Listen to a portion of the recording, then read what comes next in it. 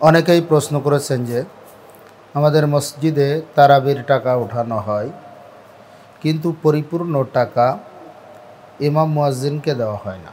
অনেক মসজিদে দেখা যায়, অত্যন্ত আফসোস ও পরিতাপের সঙ্গে বলতে হয়, অনেক মসজিদের ভিতরে দেখা যায় যে তারাবির জন্য টাকা উঠানো হয়, যে তারাবি যারা পড়ায় সেই ইমাম সাহেবদেরকে টাকা দিতে হবে।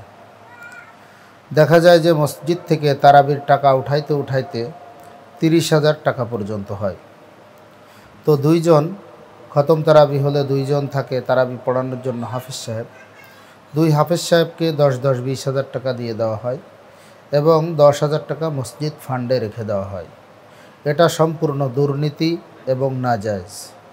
বরঞ্চ যে জন্য টাকা উঠানো হয়েছে ওই খাতেই ব্যয় করা। নবী করিম সাল্লাল্লাহু আলাইহি ওয়াসাল্লাম হাদিসের মধ্যে স্পষ্ট বলেছেন, যে খাতের জন্য টাকা উঠানো হবে বা যে খাতের জন্য দান গ্রহণ করা হবে, দাতা যে খাতের জন্য দিবে ওই খাতেই আপনাকে ওই টাকা ব্যয় করতে হবে। এই জন্য মসজিদে তারাবির জন্য বা ইমাম মুয়াজ্জিনের জন্য যে টাকা উঠানো হয় সেটা সম্পূর্ণরূপে ইমাম মুয়াজ্জিন এবং তারাবি যারা পড়ায় তাদেরকে দিয়ে দেওয়াই বাঞ্ছনীয়। তার থেকে একটি টাকাও মসজিদের ফান্ডে বা অন্য কোনো কাজে ব্যয় করা এটা জায়েজ নয়, বরঞ্চ সম্পূর্ণ হারাম।